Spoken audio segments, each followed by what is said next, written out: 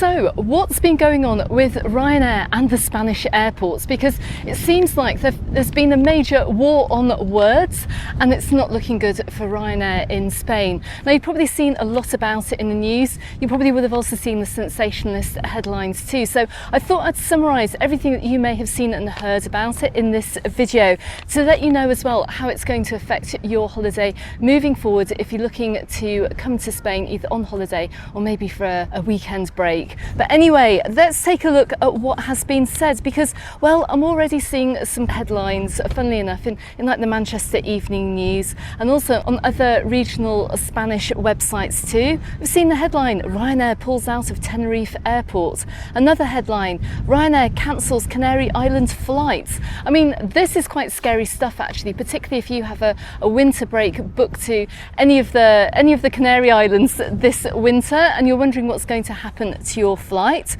But in a Facebook post, Ryanair claims that there has been a tourism catastrophe which has taken place in regional Spain, and they are blaming excessive charges by Spanish airports with the subsequent removal of 1 million seats on Spanish flights. They also say that this will have a massive impact on regional airports because, well, they've reduced the capacity by 41%. Santiago airport base is to close, and that's a loss of a $2 million investment. I don't know why they're using dollars there, but anyway, all flights to Vigo and Tenerife North are to cease. Now, I just want to add here as well that if you are looking to go to the Canary Islands on holiday over the winter, that it's actually Tenerife South Airport that you most likely going to be flying into, because Tenerife South serves resorts such as Costa Adeje and also Los Cristianos as well. Tenerife North is a much smaller airport, but Tenerife South actually takes the whole bulk of the package holiday flights for winter sun, so I don't think you've got too much to worry about on that level. However, they've also said as well that Valladolid and Jerez airports will be closed for winter 2025. There's also going to be reduced capacity at 4 other regional airports. So in Zaragoza, there's going to be a 45% reduce in capacity. Santander is losing 38%, Asturias is losing 16%, and Vitoria is losing 2%. There's going to be a cancellation of 36 direct connections to regional Spain and the Canary Islands. Aena and the Spanish government, which is its major shareholder, has failed regional Spain, whose airports are almost 70% empty. And I don't know where they've got those stats from, I've got to admit, but anyway, they did appear in that Facebook post. Okay, so in summary, Ryanair will reduce its capacity at Spanish regional airports by 600,000 seats, which is 41% of capacity, and by 400,000 seats in the Canary Islands, which is 10% of this winter season. Do you know what, I've got a cormorant cruise coming in behind me. I think I'm just going to pause this video and we'll get back to it in just a second. So I am filming over here in Santa Ponsa and I've just made a video actually. If you want to see that, subscribe to the channel, it'll be coming out very, very soon. But look, check this out, the Cormorant Cruise does have quite a variety of boats, and this is probably one of their smaller ones. I'm not quite sure where it's gone or where it's going to, but there are a few people waiting here on the jetty. And 2 minutes later, and away it goes again. Anyway, back to the story. So, according to The Independent, Ryanair blame airport charges from Aena, who run the Spanish airports, as being excessive and uncompetitive from the country's airport operator, who announced a 6.62% increase in airport charges in 2026. And apparently these charges are supposed to be the highest in a decade. And they quote CEO from Ryanair, Eddie Wilson, to have said that although the airline remains committed to Spain, it cannot justify continued investment in airports whose growth is being hindered by excessive and uncompetitive charges. Wilson said it is shocking that despite contributing 28 billion euros or 28 billion pounds to the Spanish economy and 1 in 3 tourists arriving on the Ryanair flights, there is no willingness to collaborate to stimulate traffic in areas that need capacity, connectivity and investment. Okay, so in summary, all of this is over adding 68 cents to the cost of a flight to Spain. Now, I don't know about you, but Ryanair does feel that this is excessive, and hence why it's pulled out of all these regional airports. But Aena, the Spanish airport company, have come back fighting about this, and they really have reacted very strongly as well. They haven't beaten around the bush with their response. They have actually said, and just a direct translation here from the press release, they've said it is difficult to find in contemporary business history another case like that of Ryanair, in which the gap between the company's operational excellence and the dishonesty of its communications policy is so astonishing. So are Ryanair the bully of the airline industry? I mean, I'm pretty sure I know what Aena would say about this, what the airport authority would say about this. So just to summarise what is happening, apart from the huge loss of jobs and investment by Ryanair into Spain, it means, and Aena have pretty much summarised this in their press release, but just to keep it really simple, that flights to Spain are not at risk. So they say, despite Ryanair's claims, Spain is on track for record numbers of tourists and flights in 2025 and 2026.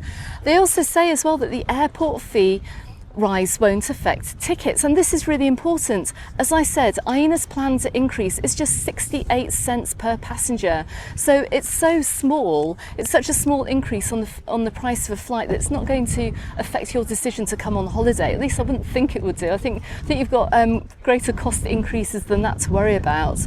It says as well that Ryanair's fares have already gone up, and I think they have done some digging around here to analyse and look at the cost of Ryanair flights over the past year or so. They say that the Ryanair has been reported to raise its own ticket prices by around 21% in the past year, and this is completely unrelated to airport charges as well. They also say as well that there's plenty of competition, and this is important. So Ryanair cancelling these flights to, say, Tenerife North and to the other airports as well, the other regional airports. Well, they feel that other airlines will step in, such as Vueling fly all over Spain. So it's quite likely that we're going to see an increase in flight services from Vueling. And regional airports will stay supported. So Spain keeps small airports affordable through discounts, so travellers in less touristy regions won't be cut off. Also, as well, just going back to the subsidy battle behind the scenes as well, and Ryanair pushing for taxpayer subsidies to fund regional airports. But the Spanish authorities, so Aena, say that they're resisting this, and this is to protect public money as well. So the bottom line is that Spanish airports remain among the most efficient and affordable in Europe. And, you know, you guys can expect good connectivity, as well as really good choice as well, regardless of Ryanair's decisions. So they don't feel it's going to affect things too much in the long run. But what is the reality here as well? Are we going to see the cost of these flights going up in the future? Quite possibly, because even though, as much as we all love to hate Ryanair, they do try and keep their prices down. But then again, as Aena have pointed up, those fares have also been sneaking up quite a bit too. It also as well appears that Ryanair are expanding into more profitable areas. The Independent says that as a result of this so-called excessive increase, Ryanair's winter capacity will be redirected from Spain to apparently more efficient airports in Italy, Morocco, Croatia, Sweden and Hungary. So, you know, this is very telling actually. Maybe it's a little bit of an excuse from Ryanair to close down these routes, and they're seeing these destinations as being more profitable. Who knows? So the bottom line is that Spain is hopefully going to remain affordable. We're not just talking about Mallorca here. As I know, and as you've said as well, prices have gone up here on the island, but around Spain in general, Spain should still remain an affordable destination. Let me know what you think about this whole fiasco as well. There's one fiasco after another in the world of travel at the moment. I mean, it's just crazy what's going on at the moment, but please let me know what you think in comments. And also, final bit of Ryanair news today. Monday, they've finally rolled out the larger luggage limit in airports as well. The new sizes are out en masse, and the good news is that you can take an ever so slightly bigger bag. They claim it's 30% bigger, but my advice is don't go changing your hand luggage bag, because so many of you got caught out last year from having like that much of a bigger bag, or maybe it bulged slightly and you were forced to pay another, say, 70 odd euros or something to get your bag on the plane.